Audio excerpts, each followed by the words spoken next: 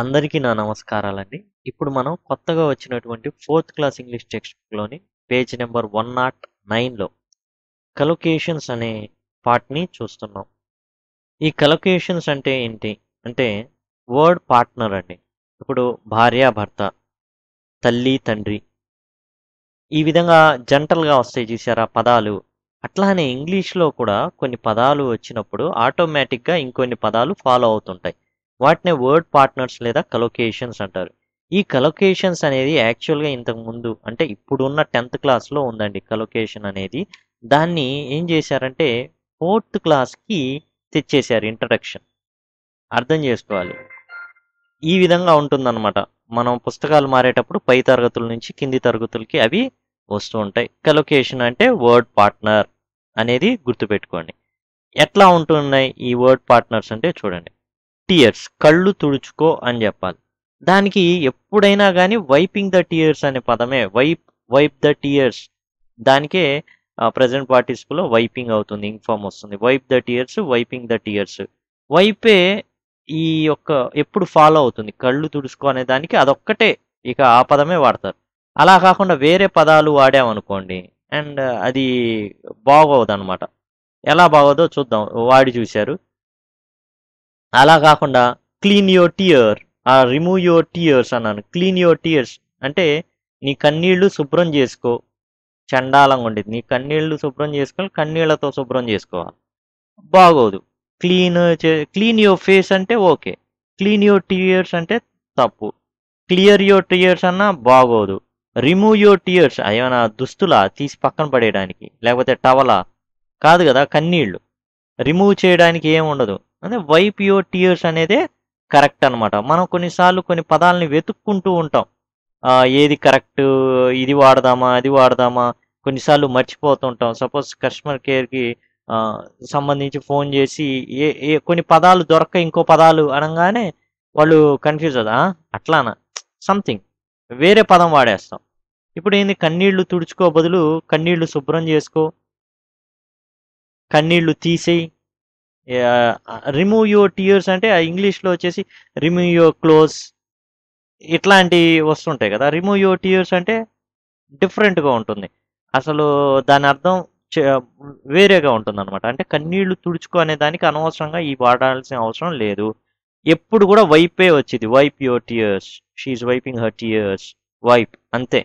అట్లానే కొన్ని పదాలు ఉంటాయి అన్నమాట, ఖచ్చితంగా అవే వస్తుంటాయి. ఇప్పుడు time, save time, protect time ఇలాంటివి వాడం. సేవ్ టైమే, సేవ్ యువర్ టైం అంటాం. ప్రొటెక్ట్ యువర్ టైం అనం. ప్రొటెక్ట్ యువర్ సెల్ఫ్ అంటాం. మళ్ళీ సేవ్ మనీ అంటాం, ప్రొటెక్ట్ మనీ అనం.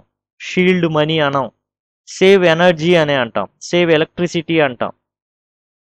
కాబట్టి అంటే పొదుపు చేయి, నీ సమయాన్ని జాగ్రత్తగా వాడుకో, డబ్బును పొదుపు చేసుకో, ఎనర్జీని పొదుపు చేయి, ఎలక్ట్రిసిటీని పొదుపు చేయి అనే ఉద్దేశంలో ఏం వాడతాం అంటే సేవ్ అనే పదాన్ని వాడతాం అనమాట. Tell a story, tell the truth, tell a lie, tell a secret, tell the difference. అంతేగాని say a story, say the truth, say lie, say secret అని వాడం. టెల్ వాడతాం. ఓకే, మాట్లాడడానికి టాక్ టు మీ అనే వాడతాం.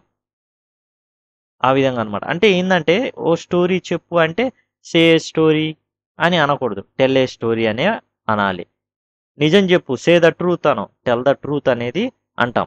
అనొచ్చు కానీ మోస్ట్ ప్రాబిలిటీ ఎక్కువగా ఇదే. మన గ్రామటికల్గా ఏంటంటే ఇప్పుడు స్పోకెన్ దాంట్లో యాక్సెప్ట్ అవుతాయి కానీ అర్థం చేసుకొని వదిలేస్తాం. రిటర్న్ దాంట్లో ఆ విధంగా ఉండదండి. గ్రామర్ అనేది రిటర్న్ దానికి చాలా ఇంపార్టెంట్. మన ఇంగ్లీష్కి మన ఎగ్జామ్ పరంగా చాలా ఇంపార్టెంట్. కాబట్టి tell a story, tell the truth, tell a lie, tell a secret, tell the difference etcetera. ఇది say hello, say yes or no అనాలి. టెల్ ఎస్ ఆర్ నో అనకూడదు, సే ఎస్ ఆర్ నో. అంటే ఈ yes or no, ఎస్ఓ నోనో చెప్పు అనే దానికి మనం ఏమంటాం, సే ఎస్ ఆర్ నో అంతే. కాబట్టి tell, speak yes or no అని అనం. Say yes or no, say good bye, say thank you, say sorry etcetera. వీటికి సే ఈ విధంగా వాడడం జరుగుతుంది. అంటే ఏంటంటే కొన్ని పదాలు ఫాలో అవుతూ ఉంటాయి. వాటిని తప్పించి ఇంకో పదం అనేది ఫాలో చేస్తే ఆ పదం యొక్క అర్థంలో చాలా మార్పులు వచ్చేస్తాయి అండ్ వినడానికి కూడా బాగోదన్నమాట. అవి లాంగ్ ఎగో నుంచి అట్లా సెట్ అయ్యి వచ్చేస్తున్నాయి. వాటినే వర్డ్ పార్ట్నర్స్. ఇప్పుడు మనకి ఈ వర్డ్ పార్ట్నర్ ఎగ్జామ్లో ఎలా ఇస్తారు అంటే, సపోజ్ చూడండి, షీ డాష్ హర్ టియర్స్, కింద వైపు, క్లియరు, క్లీను, రిమూవ్ అని ఇస్తారు. అప్పుడు మనం టియర్స్ కన్నీళ్లు తుడుచుకో అనే దానికి క్లీనో, క్లియరో, రిమూవో కాదు, వైప్ అనేదే కరెక్ట్.